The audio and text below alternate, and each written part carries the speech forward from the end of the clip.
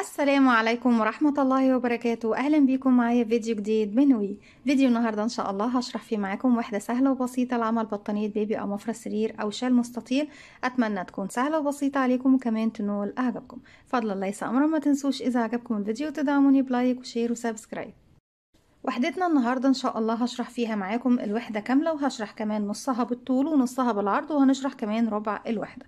بسم الله الرحمن الرحيم. بنستخدم مع بعض خيط صوف متوسط السمك، ده بيكون سمك الخيط مع إبرة رقم 3.5 ملم أو 3.75 ملم.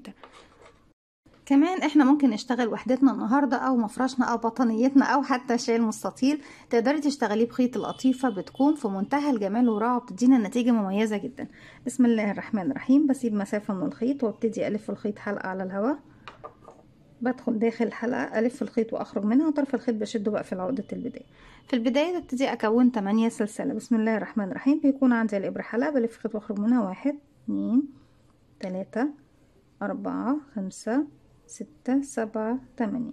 هسيب السبعة اللي في الآخر وأروح لأول غرزة اشتغلتها، بدخل في الحلقة الأمامية، أسحب الخيط وأخرج منها ومن الحلقة اللي عندي على الإبرة. عدد سلاسل البداية ممكن تقلليها زي ما انت عاوزة، ممكن تبتديهم ب5 أو ب6 أو ب7 أو 8 أو أي عدد انت حابة.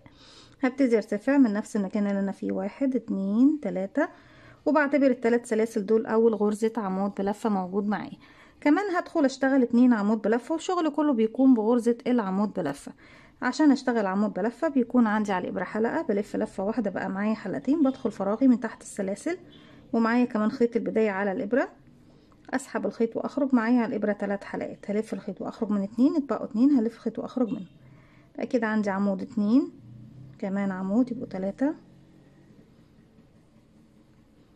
هاخد سلسلتين مسافه 1 2، وارجع اكرر 3 عمود كمان، 1 2 3، سلسلتين 1 2، وبفضل اكرر دوت لغايه ما اوصل يكون معايا 6 مجموعات، كل مجموعه فيها 3 عمود بلفه، وما بين كل 3 و3 باخد سلسلتين مسافه. في نهاية السطر بعد ما كونت 1 2 3 4 5 6، وبعد كل مجموعة باخد سلسلتين، هروح لأول عمود عندي وهو تالت سلسلة ارتفاع فيه، بقفل بغرزة منزلقة.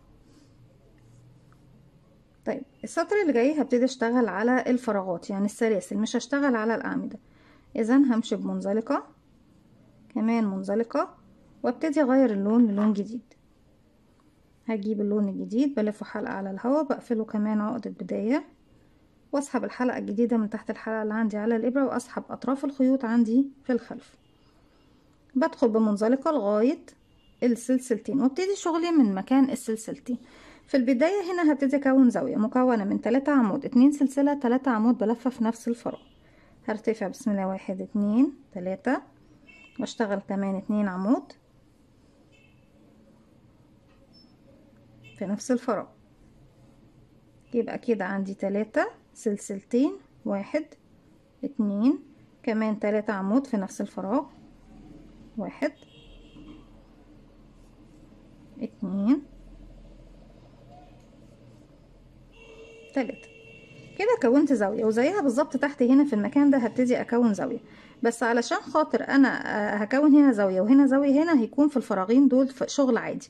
قبل ما اروح للمكان اللي جاي اشتغل فيه باخد سلسلة مسافة، واروح في الفراغ اللي جاي اشتغل 5 عمود في نفس الفراغ، 1 2 3 4 5. طيب ما بين الفراغ ده والفراغ ده هاخد سلاسل؟ لا مش هاخد سلاسل، هروح مباشرة الف الخيط على الابرة واروح في الفراغ اللي فيه سلسلتين اشتغل 5 عمود كمان، 1 2 3 4 5. المرة دي بقى قبل ما اروح للزاوية باخد سلسلة زي ما اخدت بعد الزاوية هنا سلسلة. كده اخدنا سلسلة، وندخل نشغل زاوية فيها 3 عمود، 2 سلسلة، 3 عمود بلفة في نفس الفراغ، 2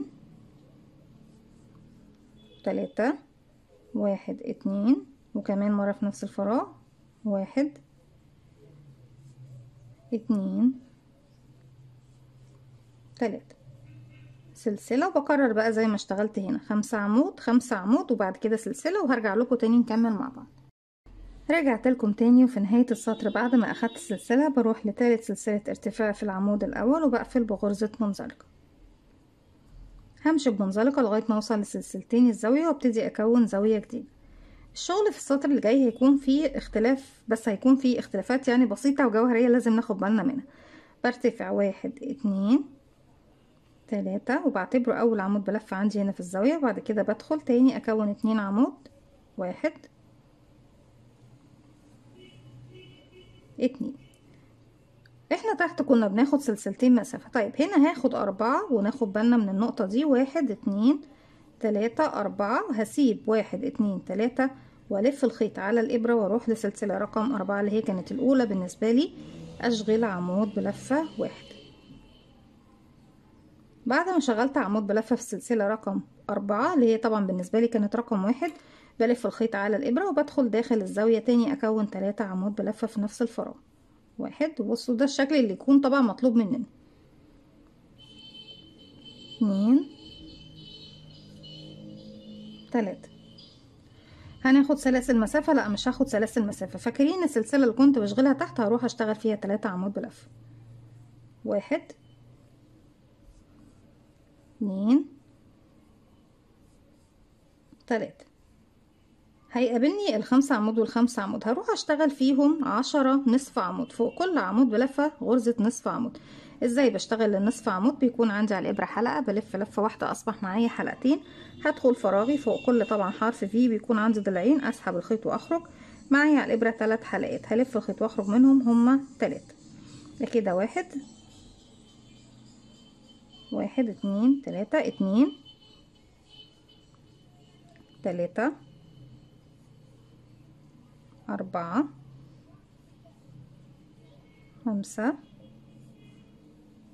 6 7 8 9 10. هتقابلني السلسلة بشتغل فيها 3 غرزة عمود بلفة في نفس الفراغ 1 2 3. هتقابلني الزاوية بكرر فيها نفس اللي انا اشتغلته في الزاوية المقابلة ليها 3 عمود 1 2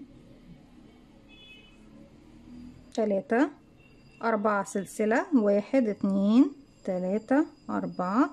هلف الخيط على الإبرة وبعد 1 2 3 بسيبهم واروح لأول غرزة اشتغلتها وأشغل غرزة عمود بلفة 1 والف الخيط على الإبرة تاني وأنزل تحت مكان الزاوية واشتغل بقية الزاوية اللي هي 3 عمود بلفة 1 2 3. برجع اكرر اللي انا عملته على الجهة دي، برجع تاني اكرره على الجهة دي، بروح هنا اشتغل 3 عمود 10 نصف عمود 3 عمود وارجع لكم تاني نكمل نصف الوحدة بقى. بصوا يا بنات انا عندي هنا الوحدة نصفها كده بالعرض اهو اللي تحت ده، او نصفها كده بالطول اللي هو الجزء ده، يعني من هنا لهنا تمام. اما انك تشغليها بالعرض كده او انك تشغليها بالمنتصف كده، وبعد كده هنشغل ربع الوحدة. في نهاية السطر بعد ما اشتغلت اخر 3 عمود بلفة بروح بقى للسلسلة رقم 3 في اول عمود عندي في الزاوية وابتدي اقفل فيها بغرزة منزلقة.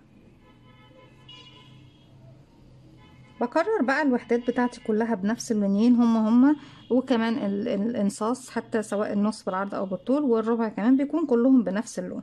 انا حابه بس ان احنا نعمل اختلاف في الالوان واحنا بنشتغل، لكن انتوا بتشتغلوا المفرش كله او الشال كله او البطانيه كلها بنفس اللونين اللي انتوا هتستخدموهم ايه للمفرش او القطعه اللي بتشغلوها. هبتدي نكون النصف بالعرض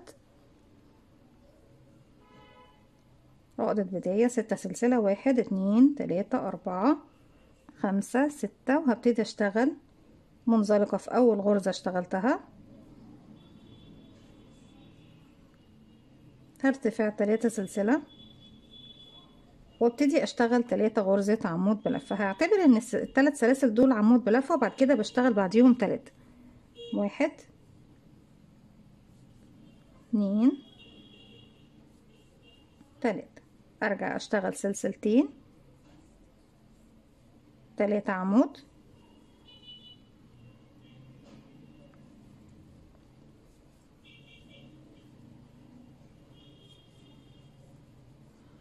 سلسلتين 3 عمود، عندي كده 1 2.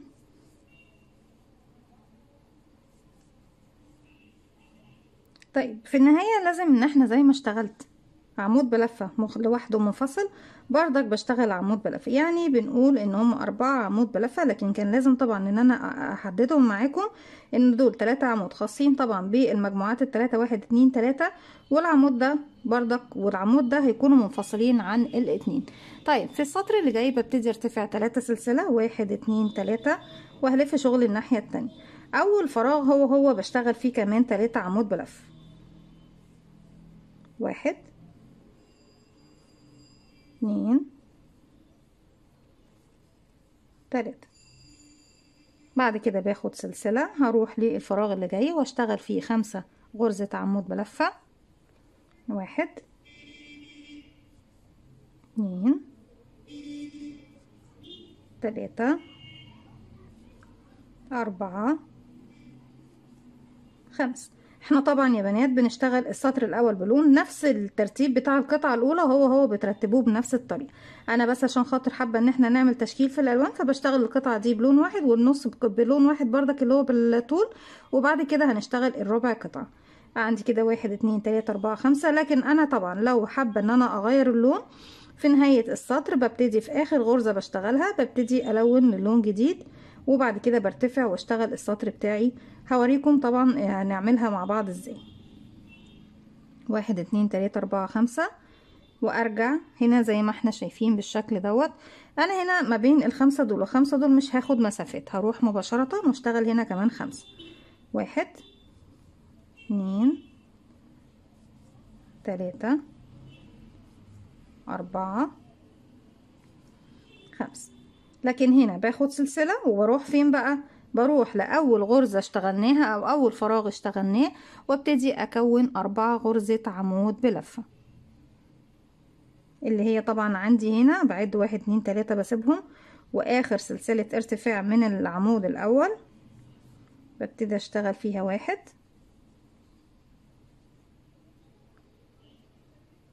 2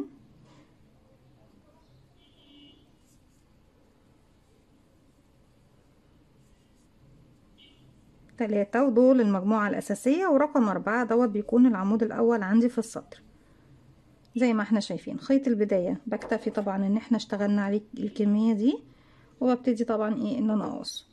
طيب لو انا عاوزة اغير اللون هعمل ايه؟ هرجع الحلقتين اللي في اخر عمود بالشكل ده، وابتدي اجيب اللون الجديد الفه حلقة على الهواء في العقدة البداية واسحبه من الحلقتين دول. وفي المرحلة دي ببتدي بقى ايه؟ ابتدي ارتفع العدد اللي انا هشتغله من الغرز. هبتدي ارتفع هنا 6 غرزة سلسلة، 1 2 3 4 5 6. لكن ده انا لو هشتغل بلون تاني، انا مش هشتغل بلون تاني، وهنخلي بس الوحدة دي ايه ثابتة زي ما هي. يبقى لو هغير في اخر حلقتين من الغرزة اللي احنا بنشتغلها زي ما احنا شايفين. طيب نبتدي بقى السطر الجديد بتاعنا. 1 2 3 4 5 6، وهلف شغل الناحية التانية. هسيب من الستة دول 1 2، وهروح لغرزة رقم 3 اشتغل فيها غرزة نصف عمود هاف دبل كروشيه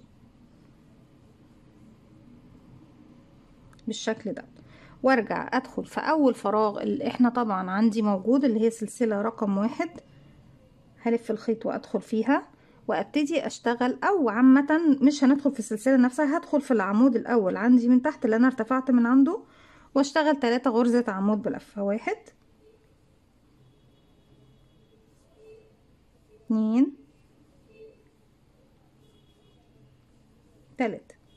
زي ما احنا شايفين انا كده كونت نصف الزاوية. بصوا انا عندي هنا كده نصف الزاوية اللي موجودة اهي او اهي. بعد كده بروح مش هاخد اي سلاسل، هروح للسلسلة اللي عندي هنا اشتغل فيها 3 عمود. 1 2 3، وبعد كده عندي ال10 غرزة عمود بلفة بشتغل فيهم 10 غرزة نصف عمود. 1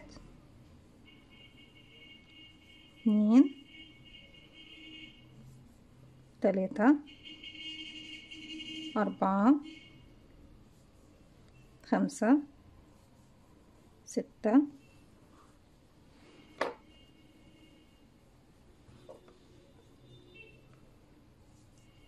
7 8 9 10. اوصل للسلسلة اللي تحت عندي بشتغل فيها 3 عمود. 1 2 3. طيب هنا في النهاية زي ما انا اشتغلت في بداية السطر لازم برضك اشتغل في نهاية السطر. زي ما انا هنا اشتغلت الزاوية دي بالشكل ده، الزاوية التانية لازم تكون زيها، بس احنا عشان خاطر في نهاية السطر هيكون ليها طريقة تانية مختلفة عن بداية السطر. هروح لأول غرزة اشتغلناها وهي كانت عبارة عن مجموعة سلاسل في آخر سلسلة موجودة عندي. 1 2 3 بدخل باخد منها حلقتين. طبعا هي بتكون ضيقة شوية بس ايه احنا بنحاول برضك نشتغل داخل السلسلة نفسها. اشتغل 3 عمود. بسم الله. 1 2 3. هرجع اشتغل 3 سلسلة. 1 2 3 هسيب منهم 1 2 واروح لاول سلسلة اشتغلتها اشتغل فيها غرزة نصف عمود واحدة. ارجع في نفس الفراغ اللي عندي تحت بقى اللي انا اشتغلت فيه ال3 عمود في الاخر بشتغل غرزة عمود بلفة واحد زي ما احنا ايه شايفين بالشكل ده. وبكده بتكون طبعا احنا ختمنا نصف الوحدة اللي هو طبعا عندي زي ما احنا شايفين اهو. النصف عندي ده بالشكل ده نصف بس ايه بعرض الوحدة.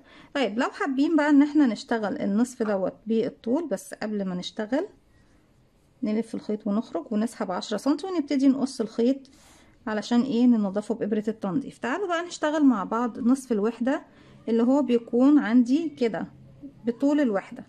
عقدة بداية 5 سلسلة. 1 2 3 4 5 وهقفل بمنزلقة. بعد كده ارتفع 5 سلسلة هعتبرهم عمود بلفة وبعد منه سلسلتين، وفي النهاية زيهم بالظبط سلسلتين عمود. 1 2 3 4 5 وهدخل بقى داخل الدائرة اللي احنا كوناها هكون 3 عمود. 1 2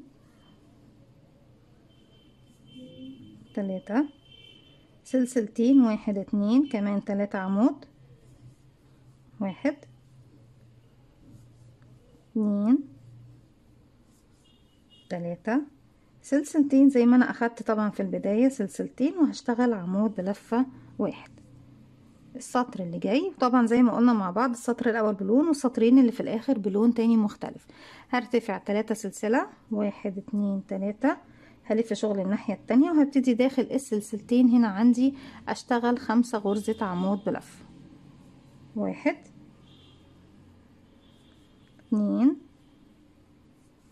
3 4 5.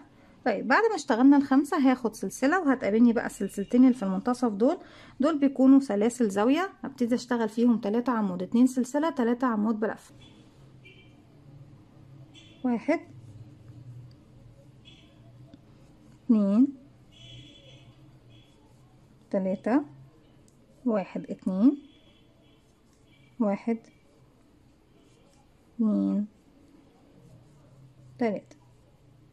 ابتدي اخد سلسلة وهروح اشتغل هنا في الفراغ دوت 5 غرزة عمود بلفة. 1 2 3 4 5. نسيت اقول لكم يا بنات ان اول 3 سلاسل عندي هنا بعتبرهم بس مجرد سلاسل ارتفاع. لو انت هتعتبريهم من العدد ال5 اللي هم زيهم على اليسار يبقى هرتفع 3 سلاسل واشتغل بعدهم 4 عمود بلفة بس مش 5 كاملين. انا هنا اعتبرتهم مجرد سلاسل ارتفاع واشتغلت ال5 كاملين، لكن انت لو حابة تعتبريهم من ضمن العدد هتشتغلي بعدهم 4 بس. طيب السطر اللي جاي ببتدي ارتفع سلسلتين. 1 2 وهعتبرهم اول غرزة نصف عمود وبشتغل بعد منهم انا عندي هنا اشتغلت فوق الفراغ الاول، لو انا بعتبرهم بقى ايه من ضمن ايه العدد اللي معايا. لو مش هعتبرهم من ضمن العدد هدخل في نفس الفراغ هو اكون غرزة نصف عمود، لكن اعتبرناهم من العدد يبقى هدخل في الغرزة اللي بعدها وابتدي اشتغل بقية غرز النصف عمود اللي عندي. يبقى كده 2 3 4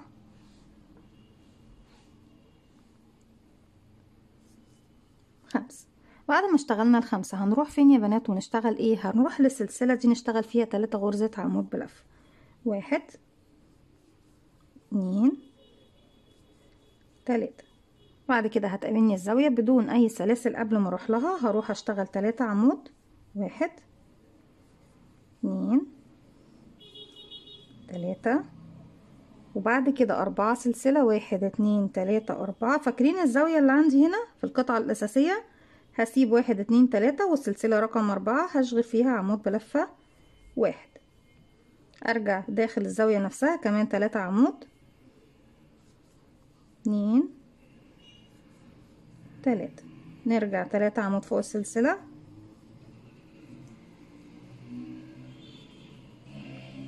ارجع 5 نصف عمود على ال5 نصف عمود. 1 2 3 4 5. وزي ما قلنا سلاسل ارتفاع انا بتجاهلها لان انا مجرد هي سلاسل ارتفاع. بسحب الخيط و10 سنتي بسيبهم. بصوا يا بنات بالشكل ده اهو. لو انا باجي اشبك بقى الوحدات بتاعتي في مكان مثلا هيكون عندي في نهاية المفرش، بصوا نجيب الجزئية دي عشان الخيوط بس. هبتدي اشبك. بصوا بقى انا عندي هنا كده اهو، طبعا مع التشبيك كل حاجة بتتظبط معايا. الجزء ده مع الجزء ده، ودي بتكون تحت القاعدة هنا عشان تكون مستوية ومظبوطة. نرجع طبعا الجانب دوت اللي هو بيكون حرف او الطرف طبعا للوحدة الجزء بتاعي اللي بشتغله بيكون عندي اهو بالشكل ده زي ما احنا شايفين. وهنا طبعا بتكون طبعا بتتضم بقى ايه لما بيكون عندي كمان وحدة تانية من فوق زي دي، بنضم ايه بالشكل دوت. وارجع هجيب واحدة تانية من هنا وببتدي اشبك. طيب قبل ما نبتدي نشوف طريقة التشبيك نشغل مع بعض اللي هو الجزء الصغير اللي بنسميه ربع الوحدة. بسم الله الرحمن الرحيم. في البداية بقفل عقدة بداية وبشتغل 4 سلسلة. 1 2 3 4. نسيب 3 ونقفل في اول غرزة بمنزلقة. في بداية السطر برتفع 5 سلسلة، بعتبر اول 3 منهم عمود وبعد كده سلسلتين مسافة 1 2 3. كده ده عمود 4 5 وهيكونوا سلسلتين ما بين العمود الاول والفراغ اللي هروح اشتغل فيه. هشتغل 3 عمود بلفة. 1 2 3. وبعد كده سلسلتين واشتغل عمود بلفة 1. وفي نهاية العمود اخر حلقتين هبتدي اغير فيهم اللون للون الجديد. زي ما قلنا مع بعض ان طبعا الفكرة بتاعتنا ان احنا بنشتغل القطعة بتاعتنا او القطعة اللي بنشتغلها سواء مفرش او شال او اي حاجة انت حابة تشغليها، بنشتغل السطر الاول بلون والسطر الاخير بلون، السطرين اللي في الاخر بلون تاني مختلف. هبتدي ارتفاع 1 2 3 وادي في شغل الناحية التانية. في اول سلسلتين بشتغل 3 عمود بلفة. 1 2 3. بعد كده هاخد سلسلة واحدة مسافة وبعد كده اشتغل هنا في السلسلتين دول هشتغل 4 غرزة عمود بلفة، او بشتغل في السلسلتين 3 عمود. 1 2 3. واروح بقى لتالت سلسلة ارتفاع 1 2. تالت واحدة ببتدي اشغل فيها هي نفسها عمود بلفة 1 بالشكل ده زي ما احنا شايفين. ابتدينا هنا طبعا في السطر اللي جاي هو السطر الاخير بالنسبة لنا. ابتدي ارتفع سلسلتين 1 2 والف في شغل الناحية التانية وببتدي بعد كده اشتغل 3 غرزة نصف عمود على ال3 غرز اللي جايين. يعني اول سلسلتين اشتغلتهم في الغرزة الاولى كده. 1 2 3. هتقابلني سلسلة كالمعتاد بشتغل فوقيها 3 عمود. 1 2 3. وبعد كده هروح لاول غرزة اشتغلتها او اخر سلسلة من الغرزة الاولى، وابتدي اشتغل 3 عمود.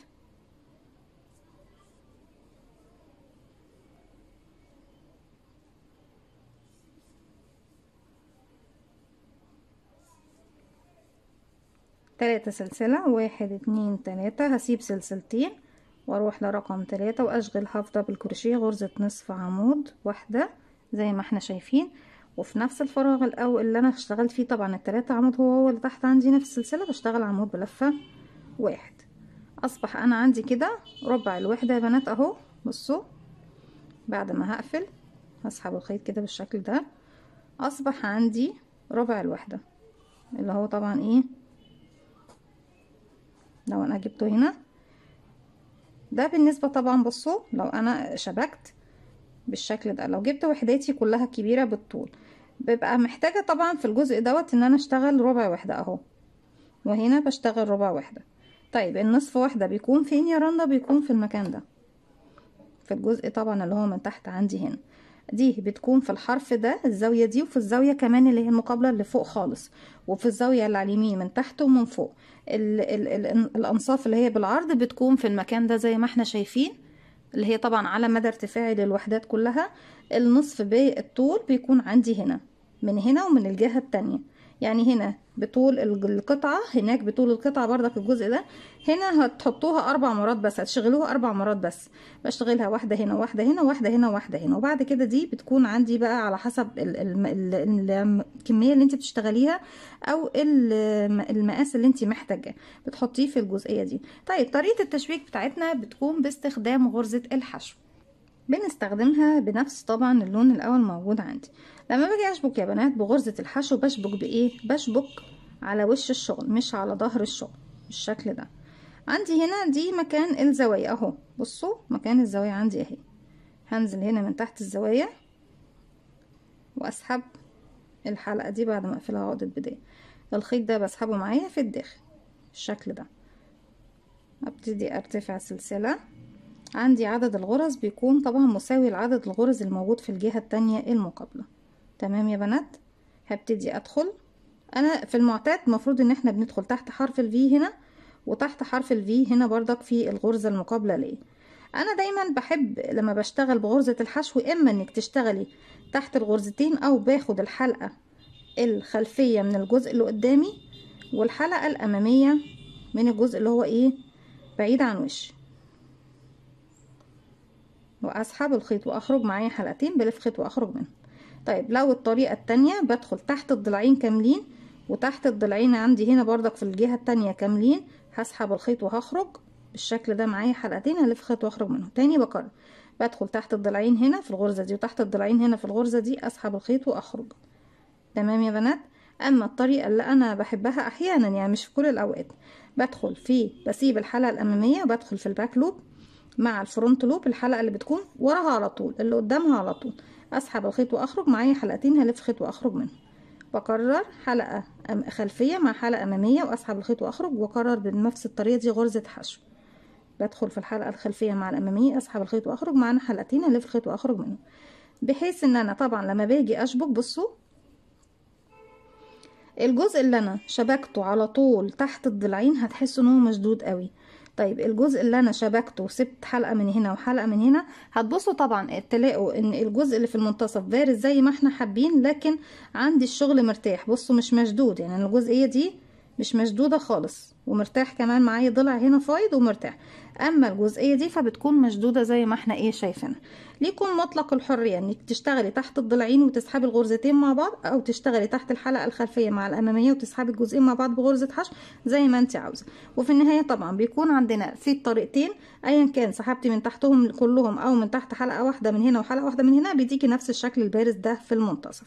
وبكمل بطريقة التشبيك دي لغاية طبعا ما بوصل الى نهاية القطعة اللي انا بشغلها. زي ما احنا شفنا مع بعض، دي كانت فكرة الفيديو بتاعنا النهاردة، شرحناه بكل اشكال الوحدة، سواء بوحدة كاملة او نصها بالعرض او نصها بالطول او ربع الوحدة. اتمنى ان فكرة الفيديو بتاعنا النهاردة تنول اعجابكم. ما تنسوش فضلا ليس امرا اذا عجبكم الفيديو تدعموني بلايك وشير وسبسكرايب، واستنوني في فيديو جديد من وي. ما تنسوش كمان تفعلوا زرار الجرس يوصلكم مني كل جديد. وطبعا قبل ما نختم مع بعض حلقتنا النهاردة، عايزة اقرر معاكم ان احنا نقدر نشتغلها بخيط القطيفة، هتكون في منتهى الجمال والروعة والشياكة. السلام عليكم ورحمة الله وبركاته.